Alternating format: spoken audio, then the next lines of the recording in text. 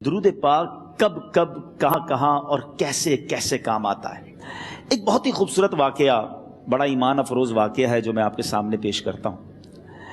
ایک دوست نے اپنے ایک دوسرے دوست کو قرض دیا، اور جب اس نے قرض دیا تو وہ قرض ایک بڑی اماؤنٹ تھی، 3000 دینار۔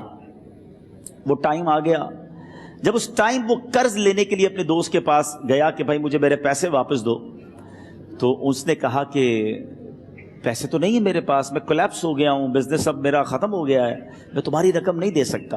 اس نے ایک اور ٹائم دے دیا اسے کہ ٹھیک ہے اب اتنے وقت دنوں کے بعد میں دے دوں گا۔ وہ ٹائم بھی گزر گیا، اور جب وہ ٹائم بھی گزر گیا تو اس کے بعد اس دوست نے کہا کہ اب تو پیسے دے دو بھائی، میرا ٹائم پورا ہو گیا ہے۔ پھر نہ دے سکا ٹائم۔ آخر کار معاملہ جو ہے وہ کورٹ میں چلا گیا، قاضی کے پاس چلا گیا۔ اب قاضی نے جس کو پیسے دینے تھے اس کو بلایا اور کہا کہ بھائی آپ کو اس کے پیسے دینے ہیں؟ کہتا ہے ہاں پیسے تو دینے ہیں۔ تو کہا پھر دیتے کیوں نہیں ہو؟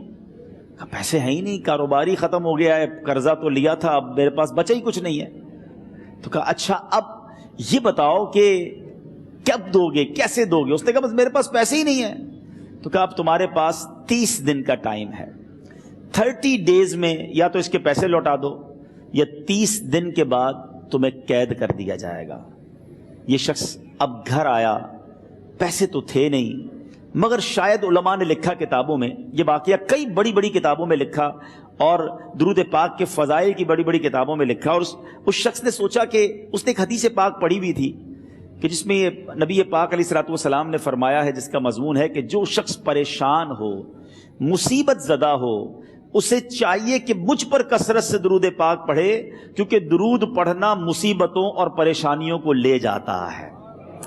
اب اس عاشق رسول نے سوچا اور تو کچھ ہے نہیں، اب میں درود پاک پڑھنا شروع کرتا ہوں۔ صبح سے لے کر شام تک وہ درود پاک پڑھنے لگ گیا۔ 27 دن گزر گئے، only 3 days left، 3 دن باقی تھے قاضی کے پاس جانے میں۔ 27 دن گزر گئے درود پڑھتے پڑھتے۔ جب 28ویں رات آئی تو آنکھیں تو بند ہوئیں، مگر خواب میں اسے ایک آواز آئی، گھبراؤ نہیں، تمہارا قرضہ ادا کر دیا جائے گا، تمہارا مسئلہ سالو ہو جائے گا۔ صبح اٹھتا ہے، درود پاک پڑھ رہا ہے، مگر کہتا ہے یہ آواز سے تو مسئلہ حل نہیں ہوگا، پیغام کیا ہے اسے سمجھ نہ آیا۔ 28واں دن گزر گیا، 29ویں رات آ گئی، مگر اب آنکھیں بند ہوئیں اور قسمت جاگ اٹھی۔ نبی پاک صاحب لولاک صلی اللہ تعالی علیہ وسلم خواب میں تشریف لائے، اور پیارے آقا صلی اللہ تعالی علیہ وسلم نے فرمایا گھبراؤ نہیں، علی بن عیسیٰ وزیر کے پاس جاؤ، وہ تمہارا قرضہ ادا کر دے گا۔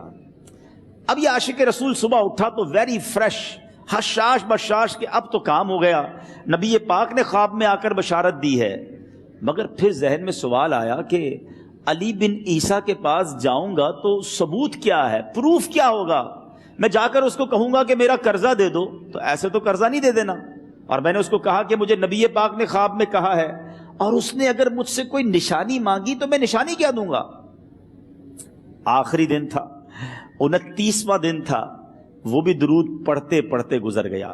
30th نائٹ آ گئی، صبح وہ دن ہے جب عدالت میں جانا ہے۔ اب اس رات پھر نبی پاک علیہ الصلوۃ والسلام خواب میں تشریف لائے، اور آقا علیہ الصلوۃ والسلام نے فرمایا کہ علی بن عیسیٰ وزیر کے پاس جاؤ، وہ تمہارا قرض ادا کر دے گا۔ کہ حضور چلا تو جاؤں گا، لیکن اگر وزیر نے مجھ سے کوئی نشانی طلب کی تو میں کیا جواب دوں گا؟ پیارے آقا علیہ الصلوۃ والسلام نے کمال کا ارشاد فرمایا کہ علی بن عیسیٰ سے کہنا کہ تم روزانہ فجر کی نماز کے بعد 5000 بار درود پاک پڑھتے ہو، یہ راز فقط تم جانتے ہو اور تمہارا رب جانتا ہے۔ اب یہ جب صبح اٹھا تو ایک نشانی بھی مل چکی تھی۔ عدالت میں جانے سے پہلے وزیر کے دربار میں پہنچ گیا، اسے یہ ڈر تھا کہ آج پیسے نہ لوٹائے تو سزا ہو سکتی ہے۔ جب وزیر کے دربار میں پہنچا تو وزیر اپنے مشیروں کے ساتھ بیٹھا تھا۔ کہا مجھے آپ سے بات کرنی ہے۔ کہا بتاؤ کیا بات کرنی ہے؟ کہا میں ایک پیغام لایا ہوں آپ کے لیے۔ اچھا کس کا پیغام لائے ہو؟ کہا میں نبی پاک جناب محمد مصطفیٰ صلی اللہ تعالی علیہ وسلم کا پیغام لایا ہوں۔ وہ عاشق رسول وزیر تھا، کہتا بتاؤ میرے آقا نے کیا پیغام دیا ہے؟ کہ حضور میں 3000 دینار کا مقروض ہوں، آج آخری دن ہے اور میرے آقا نے مجھے بشارت دی ہے کہ آپ سے کہوں کہ آپ میرا قرض ادا کر دیجئے۔ علی بن عیسیٰ کہتا ہے کوئی ثبوت ہے آپ کے پاس؟ ہے کوئی دلیل بھی ہے آپ کے پاس؟ میں کیسے مان لوں کہ آپ کو نبی پاک علیہ الصلوۃ والسلام نے بھیجا ہے؟ عاشق رسول کہتا ہے خالی ہاتھ نہیں آیا، میرے آقا نے مجھے دلیل بھی عطا فرمائی ہے، مجھے ایک ایویڈنس بھی دیا ہے، اور پروف یہ ہے حضور کہ آپ روزانہ صبح فجر کی نماز کے بعد نبی پاک صلی اللہ تعالی علیہ وسلم کی بارگاہ میں درود و سلام کا نذرانہ پیش کرتے ہیں۔ جب تک 5000 کا عدد پورا نہیں ہوتا آپ اس وقت تک کسی اور سے بات نہیں کرتے، اور اے وزیر صاحب یہ راز صرف آپ کو پتا ہے اور آپ کا رب جانتا ہے۔ اللہ اکبر! وہ وزیر تو جس کو کہے نا جھوم اٹھا، ایسا عاشق رسول وزیر تھا جو روزانہ صبح 5000 درود پڑھتا ہو، اس کی تو عید ہو گئی نا۔ وہ کہتا ہے مرحبا یا رسول اللہ، میرے آقا نے میرے درود قبول کر لیے، اس سے بڑھ کر میرے لیے سعادت کیا ہوگی۔ اب یہ وزیر اپنے سیٹ سے اٹھتا ہے، اپنے کمرے میں جاتا ہے، تھوڑی دیر بعد واپس آ کر اس عاشق رسول کے ہاتھ میں 3000 دینار رکھ کر کہتا ہے حضور پہلے 3000 دینار تو نبی پاک کا حکم کی میں ادب سے بجا لاتا ہوں، میرے آقا نے جو حکم فرمایا یہ 3000 دینار آپ کو پیش کرتا ہوں، حضور ایک اور 3000 دینار لیجئے۔ میرے گھر آپ آئے، اتنی اچھی خبر سنائی، آپ نے قدم رنجا فرمایا، یہ 3000 اس کا نذرانہ ہے، اور ایسا کیجئے 3000 اور لیجئے، اس سے اپنے بچوں کے لیے کچھ چھوٹا موٹا کام شروع کیجئے، اور ایک وعدہ کر کے جائیے آج کے بعد زندگی میں آپ کو جب بھی کوئی کام پڑے میں آپ کا بھائی ہوں، مجھے یہ خدمت کا موقع دیجئے گا۔ اللہ اکبر! وہ مقروض جو ایک رات پہلے 3000 دینار کا مقروض تھا، ہو سکتا ہے اس کے بیک آف مائنڈ یہ بھی چل رہا ہو کہ اب شاید کل میں نے جیل میں جا کر عدالت میں جا کر گرفتاری دے کر جیل میں جانا ہے، مگر اب 9000 دینار ہاتھ میں ہیں۔ عاشق رسول جھومتا ہوا نبی پاک کی یاد میں گھومتا ہوا اب عدالت میں پہنچا۔ عدالت میں everybody expecting over there کہ آج اس نے آنا ہے اور آ کر کہنا یہی ہے کہ پیسے تو نہیں ہیں، گرفتار کر لو، مگر جا کر اس عاشق رسول نے 3000 دینار جج صاحب کے ہاتھ میں رکھ دیے۔ قاضی کہتا ہے پہلے تو یہ بتاؤ پیسے آئے کدھر سے؟ تم تو کہتے تھے غریب ہوں، تم تو کہتے تھے کاروبار نہیں ہے، ایک مہینے میں اتنی بڑی رقم کا انتظام کیسے ہو گیا؟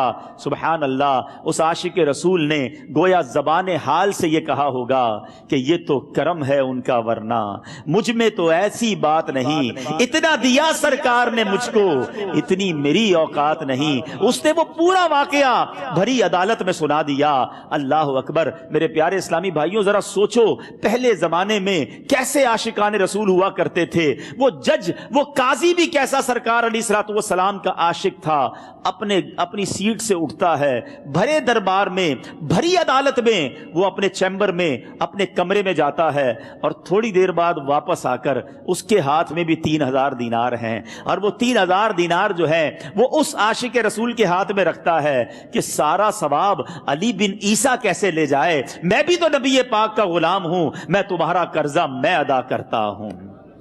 اچھا، اب ایک اور عجیب سینیریو یہ بن گیا کہ جس نے کیس کیا تھا، جس نے دعویٰ کیا تھا، وہ بھی یہ سارا منظر دیکھ رہا تھا۔ کہتا ہے جج صاحب ذرا رکیے، میں بھی اپنے آقا کا امتی ہوں، اور ایک کام کیجئے قلم کاغذ منگوائیے، اس عاشق رسول کا قرضہ ہی میں معاف کر دیتا ہوں۔ اچھا، اب عاشق رسول نے وہ واپس 3000 دینار جو جج صاحب نے دیے تھے وہ واپس جج صاحب کو دیے کہ حضور یہ پیسے آپ ہی رکھ لیں، قرضہ ہی معاف ہو گیا، اب آپ کے پیسے کا میں نے کیا کرنا ہے؟ جج صاحب کہتے ہیں جو پیسے نبی پاک کے نام پر نکالے ہیں اب مجھے واپس نہیں چاہیے، یہ بھی تم اپنے ساتھ لے جاؤ۔ اللہ اکبر! میرے میٹھے اسلامی بھائیوں، وہ عاشق رسول ایک رات پہلے 3000 دینار کا مقروض ہے، اب 12000 دینار لے کر گھر کو واپس جا رہا ہے۔ اس ایک واقعے کے اندر جو ہم سب کے لیے درس ہے، جو ہم سب کے لیے پیغام ہے، شاعر لکھتے ہیں نا، دکھوں نے تم کو جو گھیرا ہو تو درود پڑھو، دکھوں نے تم کو جو گھیرا ہو تو درود پڑھو، جو حاضری کی تمنا ہو تو درود پڑھو۔ آج ہم بہت ساری پرابلمز میں ہوتے ہیں، یہاں بھی ہو سکتا ہے میرا کوئی بھائی بیمار بیٹھا ہو، کوئی قرضے میں ڈوب گیا ہو، کسی کا کوئی بزنس پرابلم چل رہا ہو، کوئی فیملی ایشو میں ڈسٹرب ہو، آپ کسی بھی پرابلم میں ہیں، خدا کی قسم درود پاک ایسا وظیفہ ہے. لوگ بہت سارے وظائف پوچھتے رہتے ہیں, بہت سارے جناب وظائف کے بارے میں معلومات کرتے رہتے ہیں. سچی بات یہ ہے ہر درد کی دوا ہے صلی علی محمد. ہر درد کی دوا ہے صلی علی محمد. تعویذ ہر بلا ہے صلی علی محمد. تو خدا را اپنی زندگی میں درود پاک کو شامل کر لیجئے, اور آپ بلیو کریں جب آپ نے کثرت سے درود پاک پڑھنے شروع کر دیے, آپ اپنی آنکھوں سے دیکھیں گے آپ کے پرابلم دور ہو رہے ہیں, آپ کی صحت اچھی ہو رہی ہے, آپ کے قرضے اترنے شروع ہو گئے ہیں, روزگار میں آپ کے برکت ہونا شروع ہو جائے گی, آپ کے چہرے پہ نور آنا شروع ہو جائے گا, آپ کی زبان میں اثر آنا شروع ہو جائے گا. صلو علی الحبیب صلی اللہ تعالی علی محمد. مجھے اپنی اور ساری دنیا کے لوگوں کی اصلاح کی کوشش کرنی ہے انشاءاللہ.